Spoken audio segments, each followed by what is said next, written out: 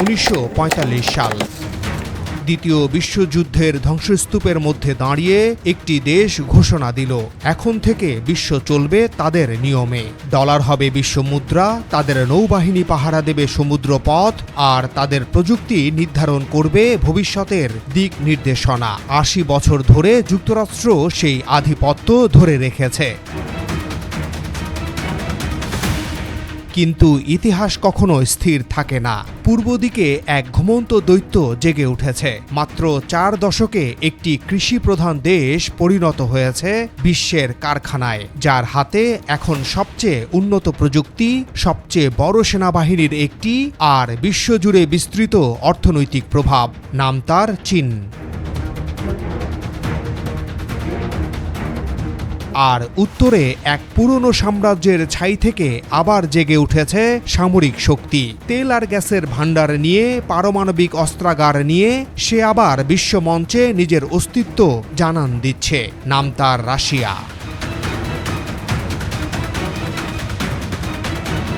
প্রশ্ন একটাই, 2045 সালে বিশ্বের কেন্দ্র কোথায় হবে? ওয়াশিংটনে, বেইজিংয়ে, ক্রেমলিনে, নাকি এমন এক পৃথিবীতে যেখানে কোনো একক কেন্দ্র থাকবেই না?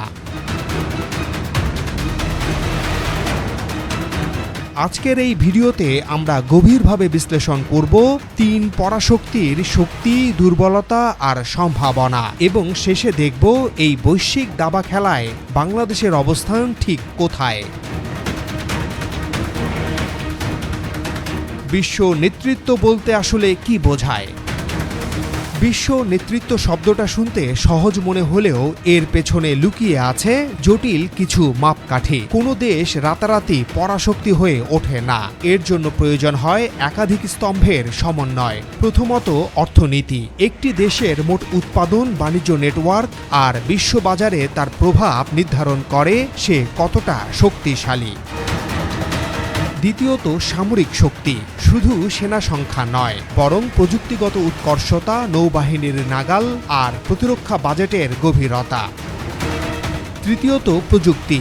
একবিংশ শতাব্দীতে যে দেশ কৃত্রিম বুদ্ধিমত্তা, সেমিকন্ডাক্টর আর মহাকাশ প্রযুক্তিতে এগিয়ে থাকবে, সেই দেশ ভবিষ্যতের নিয়ন্ত্রণ নেবে। চতুর্থত, জ্বালানি। তেল, গ্যাস আর ভবিষ্যতের সবুজ জ্বালানির উৎস নিয়ন্ত্রণ করা মানেই বৈশ্বিক অর্থনীতির রক্তপ্রবাহ নিয়ন্ত্রণ করা। পঞ্চমত, মুদ্রা। যে মুদ্রায় বিশ্ব বাণিজ্য হয়, সেই মুদ্রার মালিক দেশ পায় এক বিশাল সুবিধা। আর 6 নম্বরে, কূটনৈতিক প্রভাব। মিত্র জোট গঠন, আন্তর্জাতিক প্রতিষ্ঠানে প্রভাব বিস্তার। আর সপ্তমত, জনসংখ্যা ও উদ্ভাবন ক্ষমতা। তরুণ, দক্ষ, উদ্ভাবনী জনশক্তি ছাড়া দীর্ঘমেয়াদী শক্তি টেকসই হয় না। এই 7টি মাপকাঠি মাথায় রেখেই আমরা এখন একে একে বিশ্লেষণ করব 3 শক্তিকে। যুক্তরাষ্ট্র ক্ষয়িষ্ণু সাম্রাজ্য নাকি এখনো অপ্রতিরোধ্য? যুক্তরাষ্ট্রের শক্তির মূল স্তম্ভ হল তার অর্থনৈতিক আকার। বিশ্বের সবচেয়ে বড় অর্থনীতি, যা প্রযুক্তি, আর্থিক সেবা আর উদ্ভাবনে নেতৃত্ব দেয়। সিলিকন ভ্যালি এখনও বিশ্বের সবচেয়ে বড় প্রযুক্তি কোম্পানিগুলোর ঘাঁটি। কৃত্রিম বুদ্ধিমত্তার দৌড়ে যুক্তরাষ্ট্র এখনও সবচেয়ে এগিয়ে থাকা দেশগুলোর একটি, যার পেছনে রয়েছে বিশ্বসেরা বিশ্ববিদ্যালয়, বিপুল গবেষণা বিনিয়োগ আর প্রতিভা আকর্ষণের ক্ষমতা। মার্কিন ডলার এখনও বিশ্ব রিজার্ভ মুদ্রা। বিশ্বের বেশিরভাগ আন্তর্জাতিক লেনদেন, তেল বাণিজ্য আর কেন্দ্রীয় ব্যাংকের রিজার্ভ এখনও ডলার নির্ভর। এই এক্সরবিট্যান্ট প্রিভিলেজ যুক্তরাষ্ট্রকে দেয় এক অতুলনীয় আর্থিক সুবিধা। তারা নিজেদের মুদ্রায় ঋণ নিতে পারে, যা অন্য কোনো দেশ এত সহজে পারে না। সামরিক দিক থেকে যুক্তরাষ্ট্রের নৌবাহিনী এখনও বিশ্বের সবচেয়ে শক্তিশালী। একাধিক মহাসাগরে একযোগে উপস্থিতি বজায় রাখার ক্ষমতা রাখে। বিশ্বজুড়ে শত শত সামরিক ঘাঁটি, শক্তিশালী মিত্র জোট, ন্যাটো, জাপান, দক্ষিণ কোরিয়া, অস্ট্রেলিয়ার সাথে গভীর সামরিক সম্পর্ক, এসবই যুক্তরাষ্ট্রকে দেয় এক বিশ্বব্যাপী নেটওয়ার্ক, যা চীন বা রাশিয়ার নেই। কিন্তু দুর্বলতাও কম নয়। রাজনৈতিক মেরুকরণ ক্রমেই তীব্র হচ্ছে, যা দীর্ঘমেয়াদী নীতি প্রণয়নে বাধা সৃষ্টি করে। বিশাল রাষ্ট্রীয় ঋণ ভবিষ্যতে আর্থিক নমনীয়তা কমিয়ে দিতে পারে। অবকাঠামোর অনেক অংশ পুরনো হয়ে গেছে। আর সবচেয়ে গুরুত্বপূর্ণ হল বিশ্বব্যাপী মিত্রদের মধ্যে যুক্তরাষ্ট্রের নির্ভরযোগ্যতা নিয়ে প্রশ্ন উঠছে। নীতির ঘন ঘন পরিবর্তন মিত্রদের মধ্যে অনিশ্চয়তা তৈরি করছে। তবুও সামগ্রিক বিচারে যুক্তরাষ্ট্র এখনও সবচেয়ে সুষম শক্তি। অর্থনীতি, প্রযুক্তি, সামরিক শক্তি আর মুদ্রা সবকটি ক্ষেত্রেই শীর্ষস্থানীয়। চীন বিশ্বের কারখানা থেকে বিশ্ব শক্তি। চীনের উত্থানের গল্প মানব ইতিহাসের অন্যতম দ্রুততম অর্থনৈতিক রূপান্তর। মাত্র 4 দশকে একটি দরিদ্র কৃষিভিত্তিক দেশ পরিণত হয়েছে বিশ্বের বৃহত্তম উৎপাদনকারী শক্তিতে। বিশ্বের প্রায় প্রতিটি ইলেকট্রনিক পণ্য, পোশাক আর শিল্প যন্ত্রাংশের সরবরাহ চেইনে চীনের উপস্থিতি অনিবার্য। চীনের বেল্ট অ্যান্ড রোড ইনিশিয়েটিভ বিশ্বব্যাপী অবকাঠামো বিনিয়োগের এক বিশাল নেটওয়ার্ক তৈরি করেছে। আফ্রিকা, দক্ষিণ এশিয়া, মধ্যপ্রাচ্য, এমনকি ইউরোপেও। এর মাধ্যমে চীন শুধু অর্থনৈতিক প্রভাব নয়, বরং কৌশলগত মিত্রতাও তৈরি করছে। চীনের হাতে রয়েছে বিশ্বের বিরল খনিজ উৎপাদনের সিংহভাগ নিয়ন্ত্রণ, যা আধুনিক ইলেকট্রনিক্স, ব্যাটারি আর সামরিক প্রযুক্তির জন্য অপরিহার্য। এই নিয়ন্ত্রণ চীনকে দেয় এক ভূ রাজনৈতিক অস্ত্র, যা প্রয়োজনে ব্যবহার করা যায়। কৃত্রিম বুদ্ধিমত্তা আর প্রযুক্তিতেও চীন দ্রুত এগিয়ে যাচ্ছে। বিশেষ করে 5G, ইলেকট্রনিক যানবাহন আর সৌরশক্তি প্রযুক্তিতে বিশ্ব নেতা হয়ে উঠেছে। কিন্তু চীনের সামনে রয়েছে গুরুতর চ্যালেঞ্জ। জনসংখ্যাগত সংকট এখন সবচেয়ে বড় উদ্বেগ। জন্মহার দ্রুত কমছে, জনসংখ্যা বৃদ্ধ হয়ে যাচ্ছে, যা আগামী দশকগুলোতে শ্রমশক্তি সংকট আর সামাজিক নিরাপত্তা ব্যয় বাড়িয়ে দেবে। রিয়েল এস্টেট খাতে ঋণ সংকট অর্থনীতির স্থিতিশীলতা নিয়ে প্রশ্ন তুলেছে, যা ইতিমধ্যে বড় বড় নির্মাণ কোম্পানির পতনে প্রতিফলিত হয়েছে। এছাড়া পশ্চিমা দেশগুলোর সাথে প্রযুক্তি নিয়ে উত্তেজনা, বিশেষ করে সেমিকন্ডাক্টর প্রযুক্তিতে নিষেধাজ্ঞা চীনের ভবিষ্যৎ প্রযুক্তিগত অগ্রগতিতে বাধা সৃষ্টি করতে পারে। চীন তাই এক দ্বিমুখী চরিত্র নিয়ে দাঁড়িয়ে। এক হাতে অভূতপূর্ব অর্থনৈতিক আর প্রযুক্তিগত শক্তি, অন্য হাতে কাঠামোগত দুর্বলতা, যা দীর্ঘমেয়াদে তার গতি রোধ করতে পারে। রাশিয়া, সামরিক শক্তি, সীমিত অর্থনীতি। রাশিয়ার গল্প ভিন্ন। এটি অর্থনৈতিক আকারে যুক্তরাষ্ট্র বা চীনের ধারে কাছেও নেই, কিন্তু সামরিক আর ভূ রাজনৈতিক ক্ষেত্রে তার প্রভাব উপেক্ষা করার উপায় নেই। রাশিয়ার সামরিক সক্ষমতা এখনও বিশ্বের অন্যতম শক্তিশালী, বিশেষ করে পারমাণবিক অস্ত্রাগারের দিক থেকে, যেখানে তারা যুক্তরাষ্ট্রের সমকক্ষ বা কোনো কোনো হিসাবে এগিয়েও। এই পারমাণবিক প্রতিরোধ ক্ষমতাই রাশিয়াকে বিশ্ব মঞ্চে এক অপরিহার্য শক্তি হিসেবে টিকিয়ে রাখে। জ্বালানি খাতে রাশিয়ার প্রভাব বিশাল। বিশ্বের বৃহত্তম প্রাকৃতিক গ্যাস মজুতের একটি, আর তেল রপ্তানিতেও শীর্ষস্থানীয়। ইউরোপের জ্বালানি নিরাপত্তা দীর্ঘদিন রাশিয়ার গ্যাসের ওপর নির্ভরশীল ছিল, যদিও সাম্প্রতিক বছরগুলোতে এই নির্ভরতা কমানোর চেষ্টা চলছে।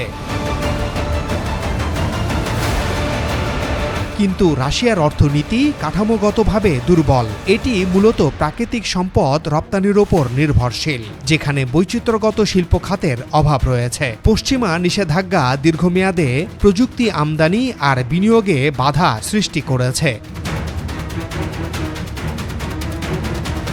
জনসংখ্যাগত সংকটও রাশিয়ার জন্য গুরুতর। জন্মহার কম, আয়ু প্রত্যাশা তুলনামূলকভাবে কম, আর সামরিক সংঘাতের কারণে তরুণ জনগোষ্ঠীর ক্ষয় হয়েছে। দীর্ঘমেয়াদে এটি শ্রমশক্তি আর সামরিক সক্ষমতা দুটোতেই প্রভাব ফেলবে। তাই রাশিয়াকে বলা যায় এক সীমিত পরাশক্তি, যার সামরিক আর জ্বালানি শক্তি তাকে বিশ্বমঞ্চে গুরুত্বপূর্ণ করে রাখে, কিন্তু অর্থনৈতিক আর জনসংখ্যাগত সীমাবদ্ধতা তাকে যুক্তরাষ্ট্র বা চীনের সমকক্ষ পূর্ণাঙ্গ পরাশক্তি হয়ে উঠতে বাধা দেয়। এমন কিছু শক্তি যাদের উপেক্ষা করা যাবে না। 3 পরাশক্তির বাইরেও বিশ্ব রাজনীতির মানচিত্র বদলে দিতে পারে এমন কিছু শক্তি রয়েছে। ভারত বিশ্বের সবচেয়ে জনবহুল দেশ, দ্রুত বর্ধনশীল অর্থনীতি, তরুণ জনশক্তি আর ক্রমবর্ধমান প্রযুক্তিগত সক্ষমতা নিয়ে ভারত হয়ে উঠতে পারে আগামী 2 দশকের সবচেয়ে বড় চমক। যুক্তরাষ্ট্র আর চীন দুই পক্ষের সাথেই সম্পর্ক রেখে ভারত এক স্বতন্ত্র কৌশলগত অবস্থান তৈরি করতে পারে। ইউরোপীয় ইউনিয়ন সম্মিলিতভাবে বিশ্বের অন্যতম বৃহৎ অর্থনৈতিক ব্লক, উন্নত প্রযুক্তি আর নিয়ন্ত্রণমূলক ক্ষমতার মাধ্যমে বৈশ্বিক মানদণ্ড নির্ধারণে গুরুত্বপূর্ণ ভূমিকা রাখে। যদিও রাজনৈতিক ঐক্যের অভাব একে পূর্ণাঙ্গ ভূ রাজনৈতিক শক্তি হয়ে উঠতে বাধা দেয়। জাপান প্রযুক্তিগত উৎকর্ষতা আর অর্থনৈতিক শক্তি নিয়ে এখনও এক গুরুত্বপূর্ণ খেলোয়াড়, বিশেষ করে ইন্দো প্যাসিফিক অঞ্চলে চীনের প্রভাব মোকাবিলায় যুক্তরাষ্ট্রের অন্যতম প্রধান মিত্র।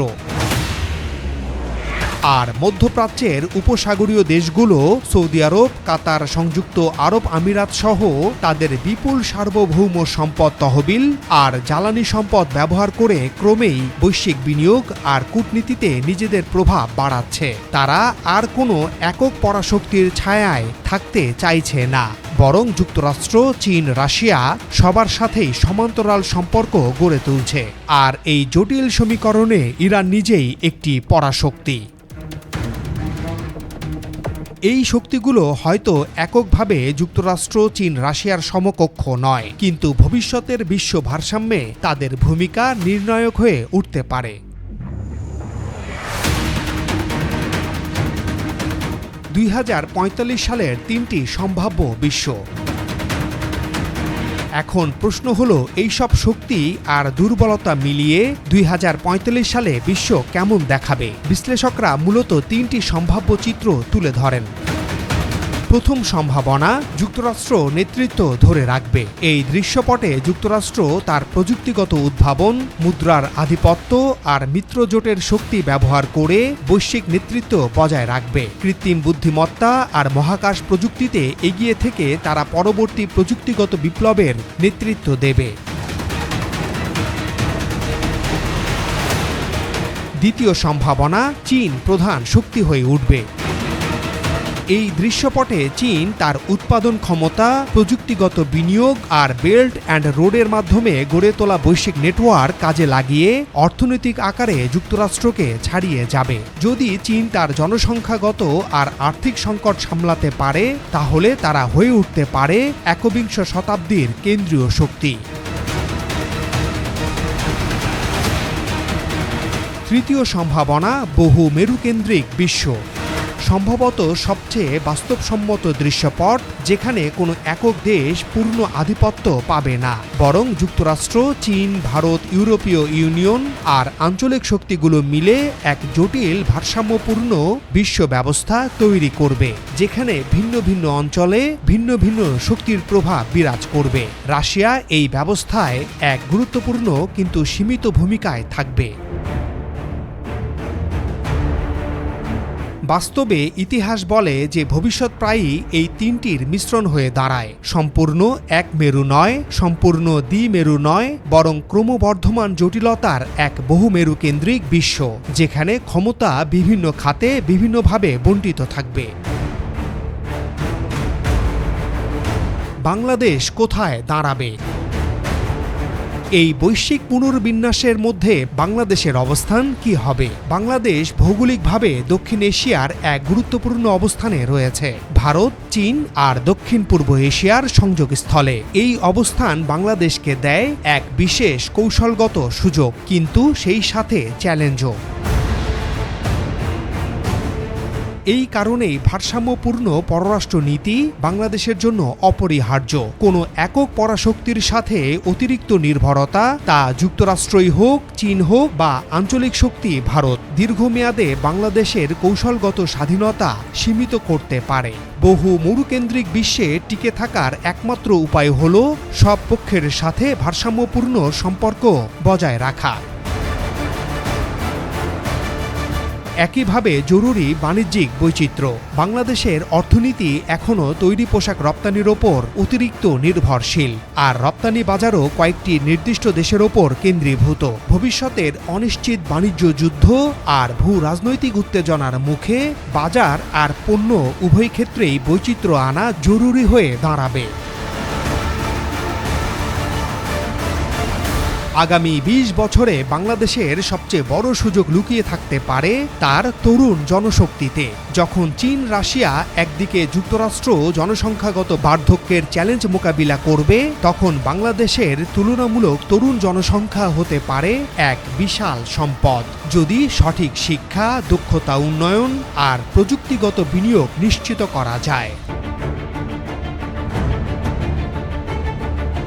এছাড়া বৈশ্বিক সরবরাহ চেইন পুনর্বিন্যাসের এই সময়ে, যখন অনেক দেশ চীনের উপর নির্ভরতা কমিয়ে বিকল্প উৎপাদন কেন্দ্র খুঁজছে, বাংলাদেশ হয়ে উঠতে পারে এক গুরুত্বপূর্ণ বিকল্প উৎপাদন গন্তব্য।